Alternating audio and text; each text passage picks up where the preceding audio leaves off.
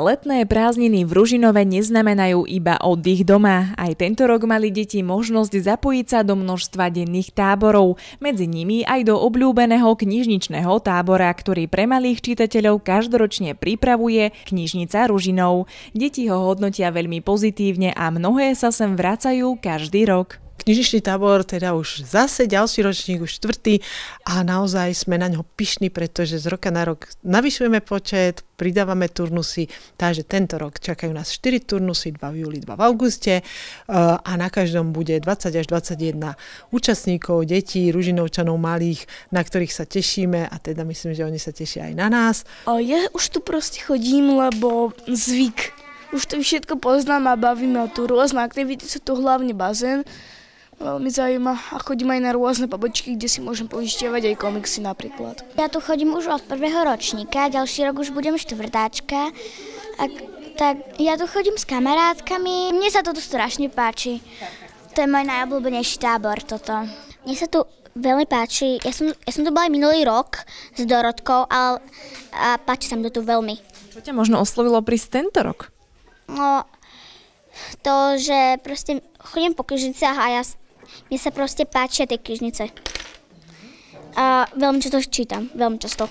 Tábor bol určený pre deti vo veku od 7 do 12 rokov a ponúkol pestrý program plný súťaží, tvorivých workshopov a zábavných aktivít. Okrem čítania a spoznávania kníh sa prázdninujúci školáci venovali aj tvorivým dielňam, spoločným výletom, no najmä tu vznikali nové priateľstvá. Okrem klasických vecí, ako je návšteva kúpaliska, keď je pekne, či výlet do Vrakunského lesíka, tak poznávame naše knižnice ružinovské, naše pobočky, kde si kolegynky pripravili pre každý ten tábor zaujímavý program.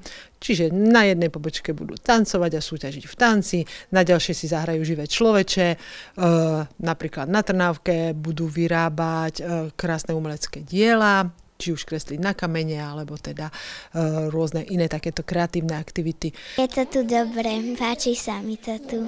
A čo tak najviac?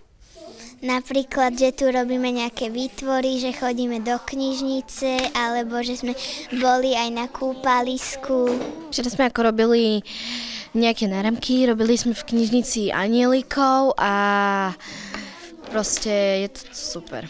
Tieto aktivity v knižnici Ružinov hodnotím 5 z 5. Prečo? Čo sa ti možno tak na nich najviac páči? Že skoro vždycky chodíme von alebo vyrábame pekné veci. Aj toto leto tak prinieslo deťom prázdniny plné zábavy, dobrodružstva a nezabudnutelných zážitkov, na ktoré budú ešte dlho spomínať. Pre TVR Valeria Konevých.